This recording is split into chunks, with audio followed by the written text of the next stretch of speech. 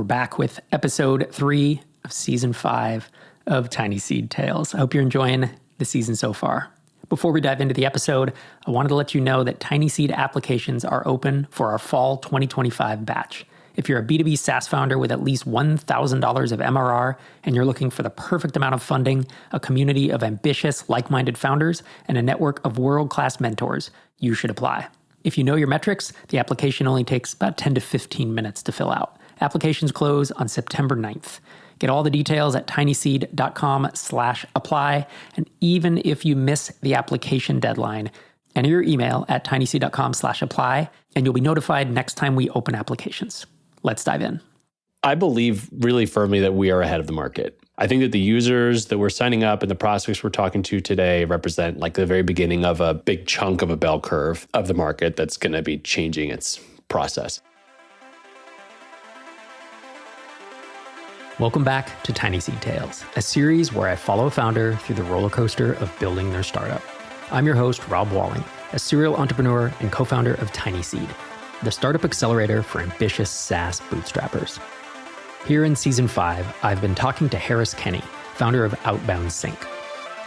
In our last episode, Harris moved on from a broad market approach to zeroing in on agencies helping clients with cold outreach.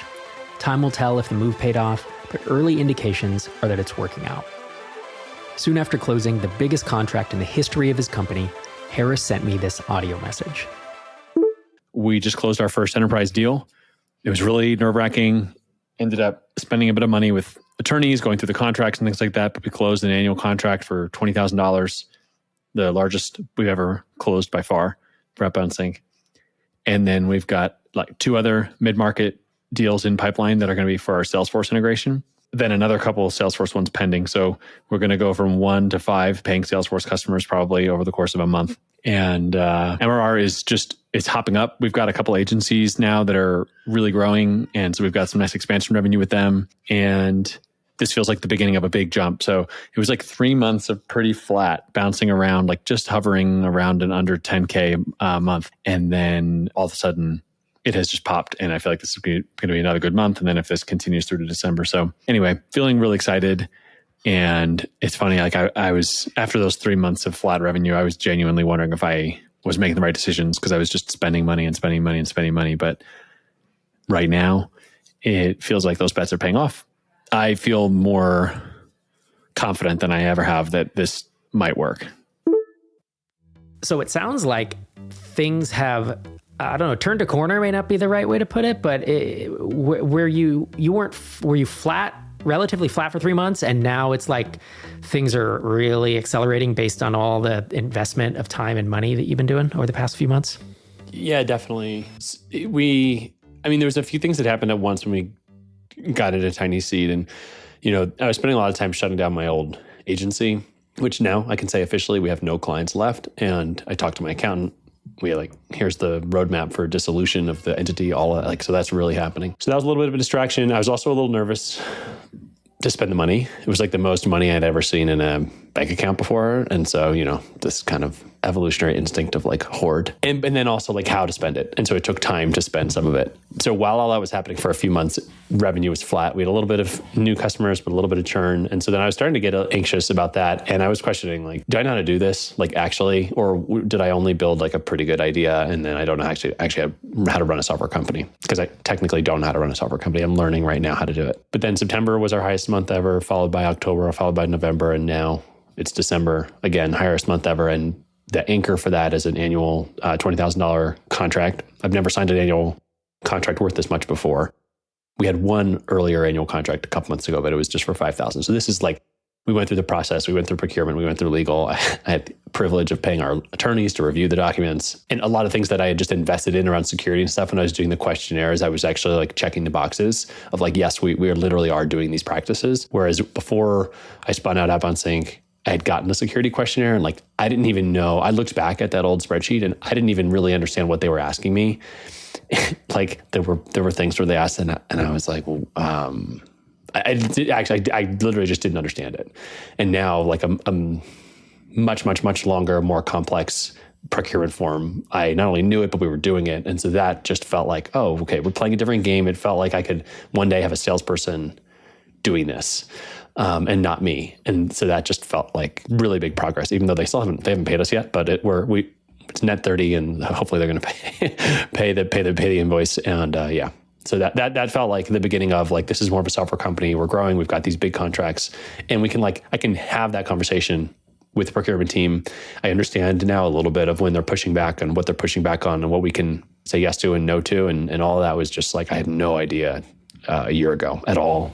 For a long time, I've been saying, if you have to go through procurement, $25,000 minimum ACV. And now I think I'm up to about, given inflation, literally, and just how many years it's been, it's like, I think it might be 30 or 35 is kind of my number. It's about almost $3,000 a month. That makes it 2,500, in there. So I got to raise my prices. I think so. I mean, if you truly do have to go through a full procurement process with security questionnaires and all that, and potentially redlining your terms of service, whatever, all that happens, it's expensive when you pay your own lawyers to deal with this. Harris started the SOC 2 process about 3 months ago. It can be tedious and expensive, and many early-stage founders want to avoid it as long as possible. But it can also be a big unlock for closing bigger deals. So we're basically at the finish line and ready to start the audit. We implemented a lot of changes, and actually they've been really beneficial. So I'm a non-technical founder. There were a lot of things that maybe an engineer founder would have set up from the get-go that, I've just always said we have one engineer, and it's just been like, hey, let's just focus on what customers need and whatever you need to do your job. But I'm not going to give you extra stuff to do.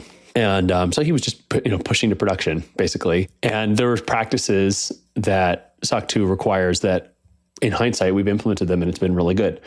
So one of them is we have a staging server. And so we test every feature before it goes into production. And I know that we probably should have been doing that the whole time, but whatever. We didn't even have customers in the beginning, right? So it kind of wasn't worth it. Another thing was security, which has actually already benefited us. We have now a web application firewall installed in Heroku, and we caught a potential issue that one of our integrations was sending over payload that could have been a cross-scripting attack. And so we caught that.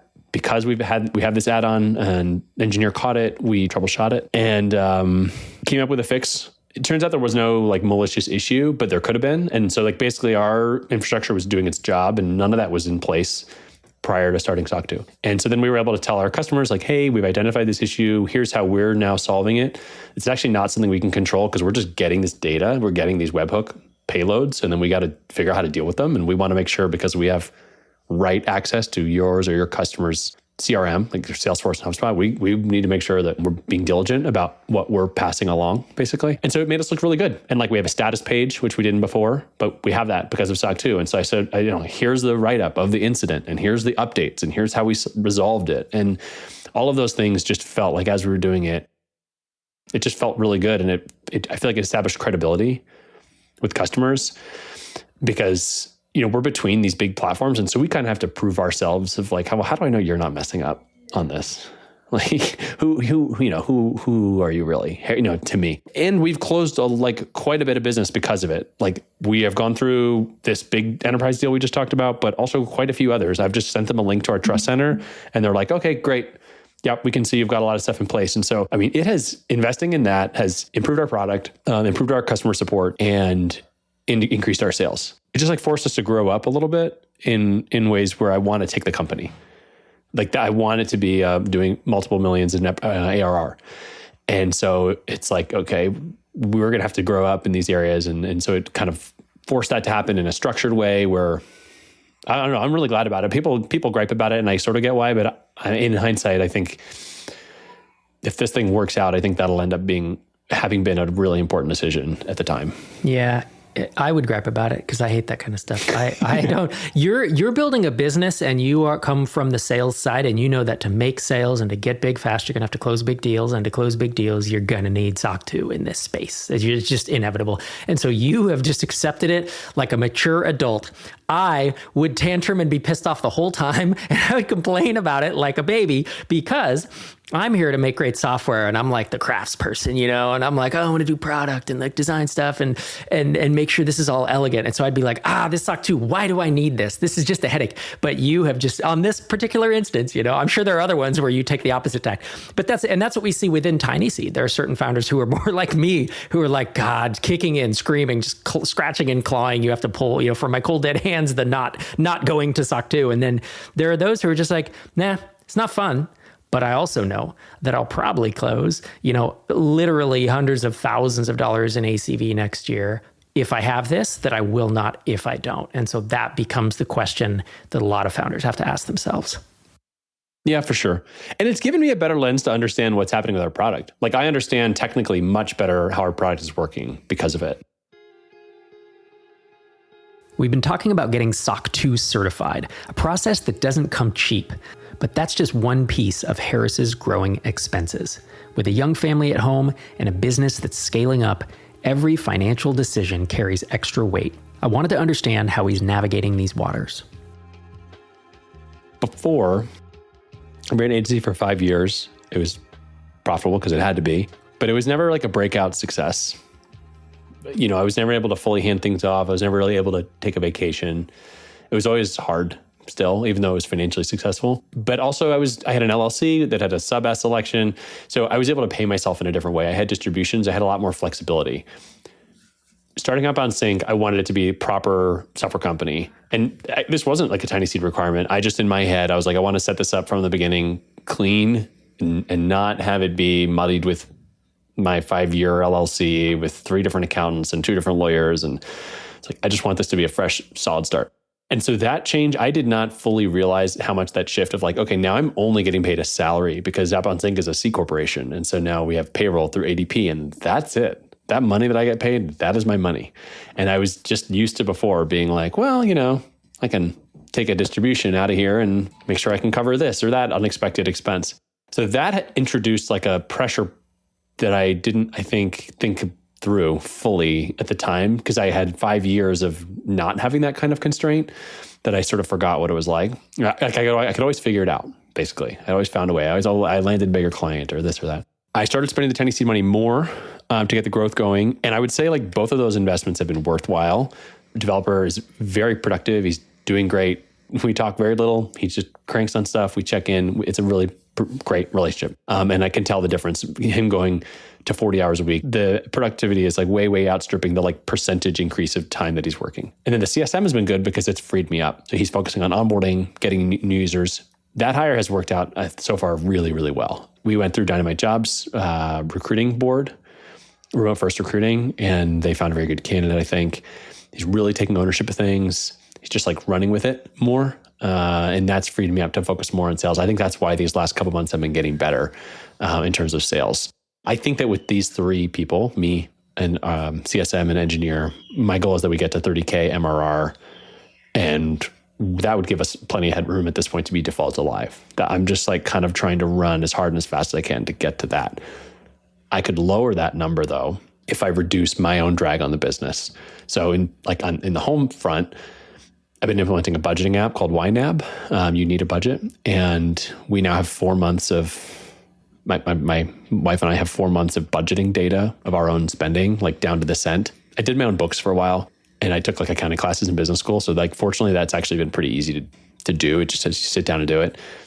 So I'm trying to figure out how do we tighten up spending on the personal side so that I can reduce my salary so that I can extend that runway a little bit more. But yeah, right now I'm thinking about this like a lot right now. And we're good now, but I like projecting out 6 months. I'm kind of like, okay, well, would I do a revenue-based financing? Would I pull some money out of retirement?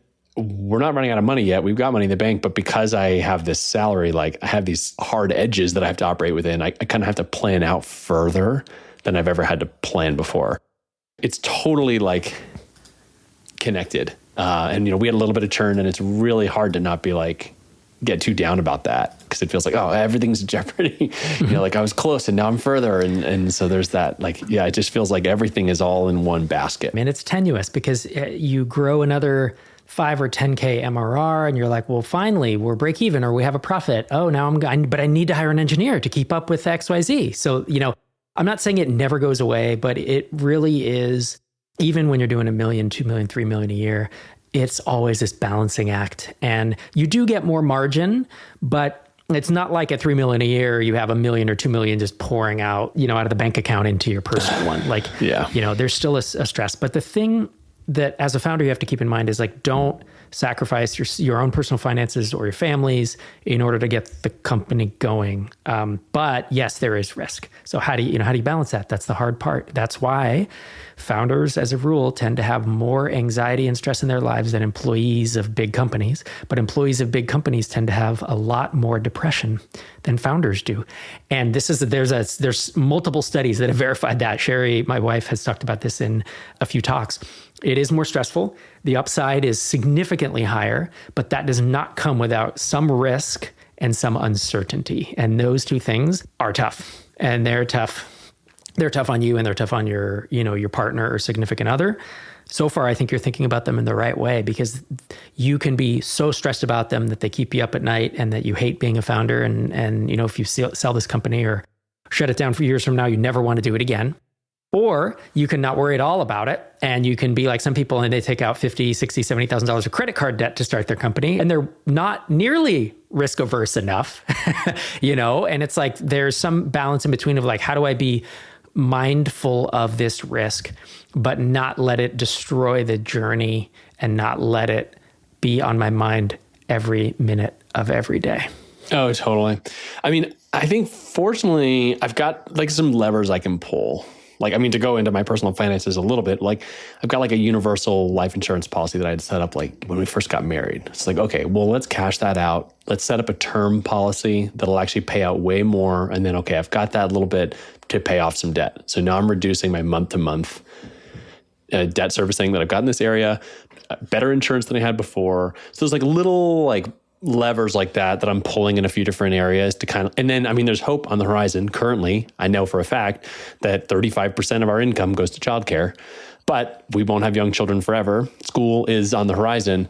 And so it's like, okay, it's possible that, in 3 years we're at MicroConf and I'm like, Rob, drinks are on me because, the company's ripping and we just freed up multiple thousands of dollars a month in free cash flow that aren't going towards childcare. So I have that on the horizon that I think is a reasonable thing to look forward to. It's not like maybe I'll be on a boat, but it's not like I'm going to be a 100 millionaire or whatever.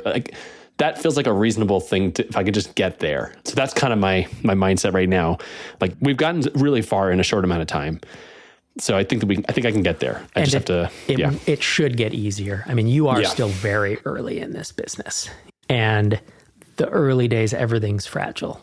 Even your knowledge and confidence that business is going to work is pretty fragile. Your product market fit is really fragile. Your sales process is fragile. You're thinking of is this revenue going to stick around? Is it going to continue to grow? All of that's fragile still, and that does solidify as the company matures. Harris has talked before about expanding to other CRMs outside of HubSpot. One of his newest missions was to integrate Salesforce, and I wanted to see how that was going. Well, I didn't cheat, but I did maybe bend the rules of what, maybe you were thinking a Salesforce integration is, because there's two ways to integrate with Salesforce. And we did a connected app, which is essentially a private unlisted app. And so that allowed us, and this is what we did with HubSpot too. It allows us to sell to Salesforce customers. They just basically create their own authorization for our web server to hit their Salesforce account. So that was how we moved so fast. And then the other thing we did was we started with a tiny footprint of what it does. And so we just solved a very basic problem of we log emails as activities. Do you want that? And enough people were saying, yeah, that they've started paying. So we have multiple paying customers. We've got a mid-market company that we're in procurement process with now who wants that. And then another one who has said hey, I'm going to sign up for this probably in the next week. So I think that we'll go from $0 in Salesforce revenue to probably $2K MRR, probably by the time we hit January. All of that closing basically over the course of a month. And then if we do that, if all of our other numbers stay the same, I'm just doing quick calculator math here, that'll end up being 15% of our of our revenue. So that's pretty cool. But we're using Salesforce like brand as distribution, but not the app exchange. The same thing we did with HubSpot. Like I talk about it on LinkedIn and I talk about other agencies and I say, if you use HubSpot, we can support you. But the HubSpot thing, I was really, really, really, really proud of getting that. And that was cool. But we were selling the HubSpot app for over a year before we were in the marketplace. And I think we're going to do the same thing with Salesforce. It literally could be fast. A year. That's moving fast and getting a V1 out there. And then you built thousands and thousands of MRR. I mean, you could have supported yourself almost full time on the business, and you didn't have to wait for any of that, right? And this is what the best entrepreneurs do. They get it done real fast, and then they turn around and say, all right, well, what's a V2? Well, V2 is getting in the app marketplace because then we get promotion and all that. I mean, you got into the app even the HubSpot app marketplace. It felt fast to me. I don't know what the timeline was, but it only took like 2 weeks. Because we were so ready. They were, we like blew past their because you already had paying customers on it. Normally you go in the app marketplace with no customers and then they're like, nope, testing for months, right? And you need to have this many beta users and you already used it through it. That's another exactly. advantage. And you said, and I quote, we're the first smart lead integration in the HubSpot app marketplace. And you sounded really proud of that, you know? Yeah, before even Smart Lead themselves. Yeah, it's before their own integration, you beat Smart Lead. So that's got to be a pretty big point of pride for you. Oh, for sure. Yeah. I mean, I think we're shipping really fast. And I was in a chat with the founder of Smart Lead and he was like, you ship, which they have a great engineering team. So I know he really means that as a compliment. You know, I mean, in their world, they really value engineering. So we move fast and we've got 2 other sales engagement platforms that I think are going to potentially open up market for us. Like it's the same core product, but competitors to Smart Lead. And I think, again, we will be the first integrations listed for those tools. And I think that when we move, like our positioning is going to change to be like, hey, if you're using one of any of these outbound tools, we'll be the one that gets it in your CRM the right way. I think we'll be able to charge more. That's kind of like what's on the horizon. But I think that like this play that we just ran in Smart Lead, I think we're going to run twice again for 2 other tools. And now I've got people being like, do you support Lemlist?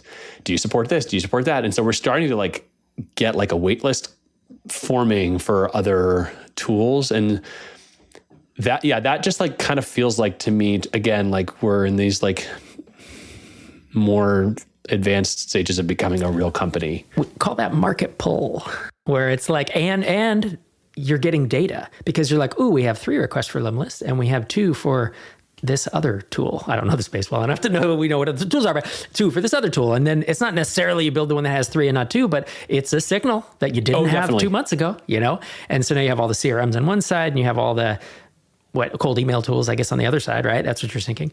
And, but could be LinkedIn, could also be phones. Yep. So there's a lot.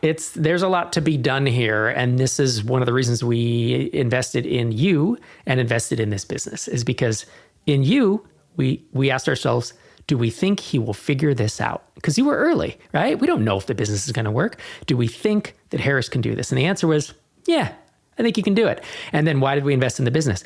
Because it had traction. It had people that wanted to pay you. And I see the potential of this to be a 7 or 8 figure ARR company, not with the initial product you had. You know, it was what? Smart Leads to HubSpot, and it was very simple, and it was first Zaps, and then you had someone write code. You know, I mean, that's not an 8-figure business, but all the vision that you're starting to paint here and the request, the market pull you're starting to get, that absolutely could do 10 million or more in ARR. Yeah. I believe so. And I will say, I think this is why TinySeed is different. It is still fundamentally a venture endeavor. Like the risk of investing at the time, I mean, it reminds me of like when my wife decided to marry me. It was like, the rest of your life? Are you sure? Potential. You see potential. Yeah, I'm not sure that I would marry me at this point. We got married, not super young, but it was a while ago. We've been married for a long time. But yeah, so it's fundamentally, there's a risk there, And so I feel like you all took a chance on me, and it's been cool. You're making good progress, man. Looking ahead over the next 1 to 3 months, because, it will record in the next 1 to 3 months. What are you most excited about? I believe really firmly that we are ahead of the market. I think that the users that we're signing up and the prospects we're talking to today represent like the very beginning of a big chunk of a bell curve of the market that's going to be changing its process. Like we have taken customers away from outreach, and they'll do a demo with me, and I show them the reports and how we put the data in their CRM. And they have said like, okay, great. What email tool should we use? Like, I don't even care. I just need the data that you're giving me. And so to be taking customers from outreach, which is like a unicorn, arguably created the sales engagement platform category, to be taking users from them as a like connector app, which I think we're doing more than that or solving deeper problems than that. To me, that's like a really big deal. And we have got 2 customers, like one we just closed and another one that's about to close, that were like this. And they're like, yeah, whatever, however we need to send the emails. I just want the way that you're putting it in that system. So I think we just keep moving down that path. I think there's a lot more people to come, basically.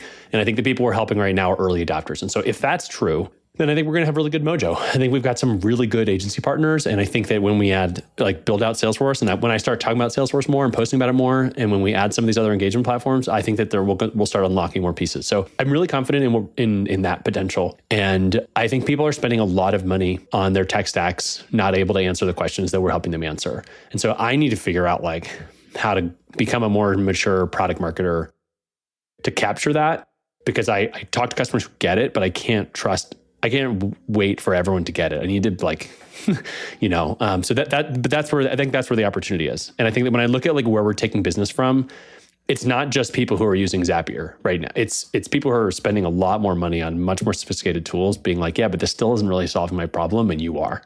That is like, okay, cool. It's super motivating. Outreach is fine. Maybe we'll integrate with Outreach. I have no beef with them. Like, whatever, it's just B2B SaaS software. Yeah, who cares? But the competitive side of me is like, okay, yeah, like we're doing something. We're making a mark. We're getting people to switch, which is cool. What started as a simple connector app has evolved into something much more ambitious. Harris is finding his product isn't just competing with simple automation tools, it's pulling customers away from industry giants. And in today's market, where companies are scrutinizing every dollar spent on their tech stack, OutboundSync seems to be resonating. The question is, how far can this unexpected momentum take him? Find out next time on TinySeed Tales. I hope you enjoyed this episode. If you've ever wondered what it's really like inside TinySeed and want to hear a raw, candid coaching conversation between Harris and I, we put together something special for you at tinyseed.com/bonus. You should check it out. I've never released anything like this before. I hope you enjoy.